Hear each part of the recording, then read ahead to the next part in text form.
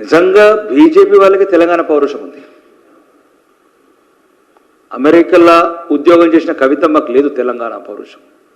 1998లో తొలి దశ ఉద్యమం తర్వాత మరిచిపోయిన ఆత్మాభిమాన్ని ఆత్మగౌరవాన్ని కదిలించిందే బీజేపీ. ఒక్క ఓటు 2 రాష్ట్రాలు.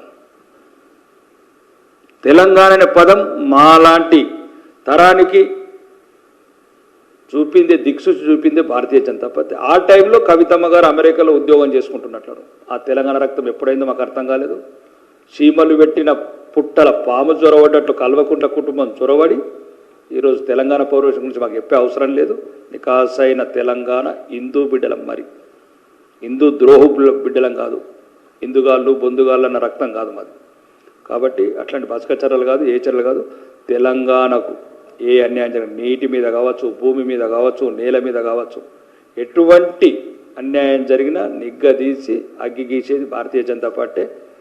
అట్లాంటి స్టేట్మెంట్ ఇచ్చే ముందు కొద్దిగా జాగ్రత్తగా ఇస్తే బాగుంటుంది. అర్హత కూడా చూసుకోవాలి. ఏం మాట్లాడుతున్నారు? భారతీయ జనతా పార్టీ రోజు 30 రాష్ట్రాలలో విశాల భారతం చెందింది.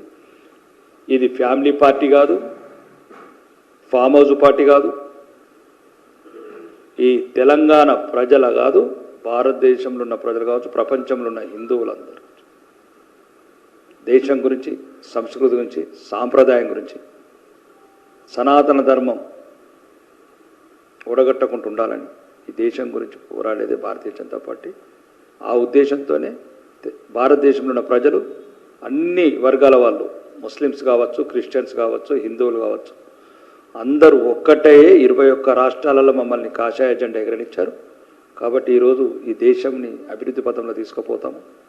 ఇది వికసిత భారత్, ఒక దృఢమైన భారత్గా నిర్మిస్తున్నాం నరేంద్ర మోడీ గారి నాయకత్వంలో. ఇట్లాంటి చిట్టిపోటీ మాటలకు ప్రచురించడం కూడా అవసరం లేదు.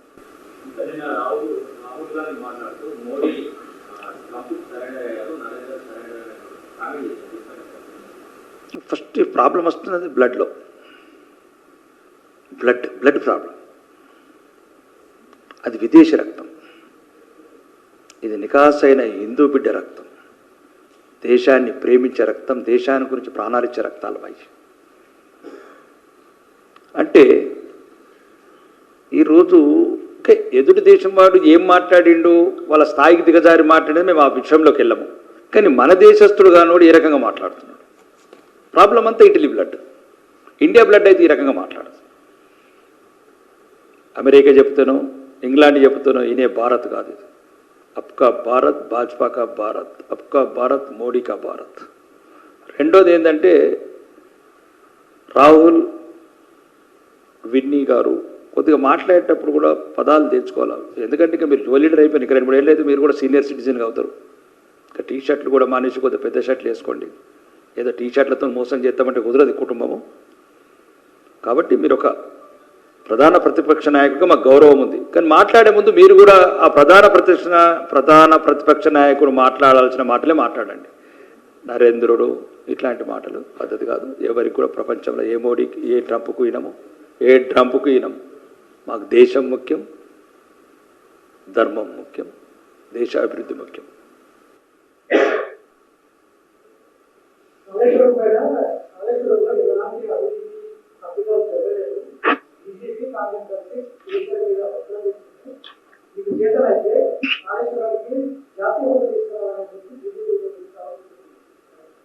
నో, ఇప్పుడు జాతీయ హోదా ఏంది? కాళేశ్వరం ప్రాజెక్టు డిపిఆర్ వచ్చి 38,000 కోట్లు, 1,20,000 కోట్లు ఎట్లా అయింది? నో, ఫస్ట్ అతను పెంచిందే అపరబ్రహ్మ. దాని డిజైన్స్ మార్చి ఒక దగ్గర కట్టాల్సిన ఇంకో దగ్గర కట్టి, ముఖ్యంగా ఇప్పుడు అపరబ్రహ్మ ఎందుకు? ఇప్పుడు ముఖ్యంగా ఇది ఒకటి చెప్పాలి మీకు. కవితమ్మకైతే కల్వకుట్ల కుటుంబానికి ఆ ధర్నా చౌక్లో నిలబడడానికి కూడా అర్హత లేదు.